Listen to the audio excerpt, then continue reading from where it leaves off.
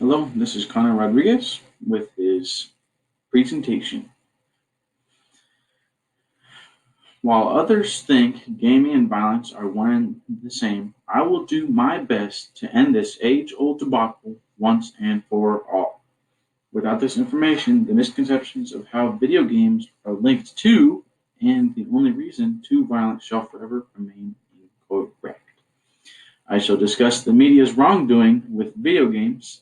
Then I shall move on to how life at home can change how a person views happenings in a video game.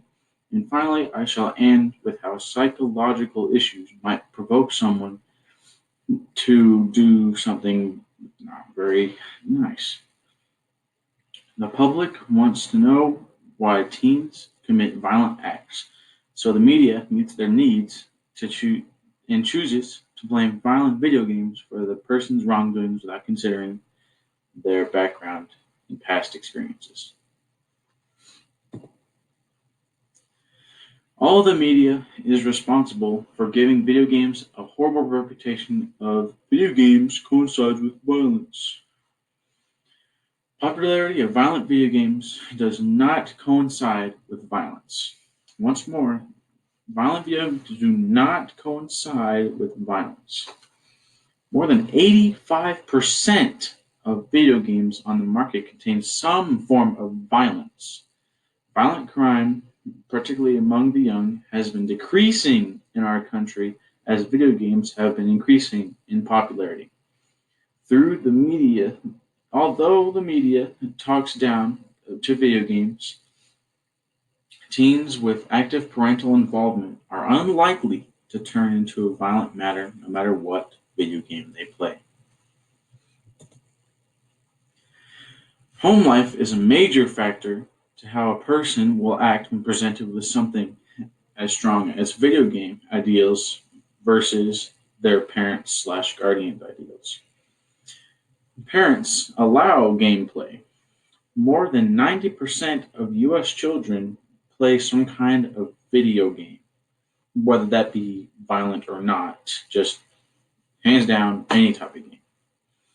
84% of parents are aware of the ESRB rating system.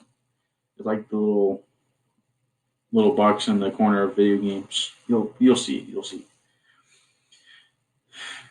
Even though parents are key component in stopping teen violence, the teen's mental state and psychological issues are what really pushes them to violence. Psychological issues are a major factor of how someone will react when triggered by a violent video game. Youth violences are not predicted by violent games.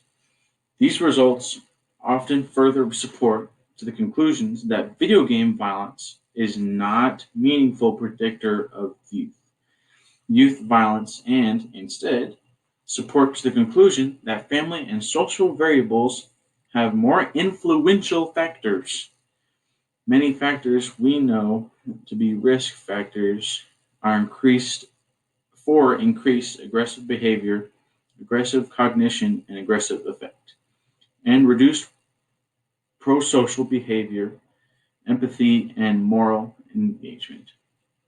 Although video games, no matter how violent, could lead to the act of violence, it is usually only because the game is misunderstood to a person with psychological issues.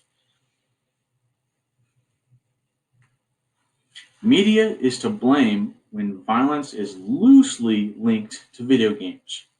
Life at home can alter a person's way of thoughts because of a parent or guardian.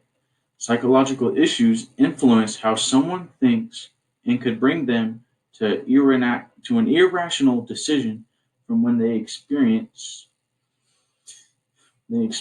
from something as minor as a video game, whether that be a cutscene or just any kind of thing that one thing that triggers them. Although many people believe teenagers are more likely to behave violently after playing hours and hours and hours of violent video games, in reality, that is not the case to become violent. When a new video game is on the scene, it starts it starts getting following of many fans. Now the media will come by and deem that it is unsafe and keep your kids away from this game. It'll cause violence and it'll do bad.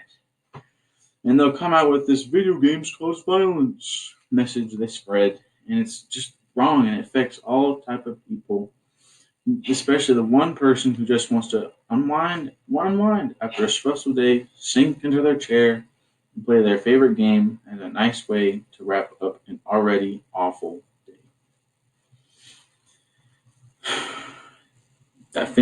This finishes off my presentation on video games and how they are not fun.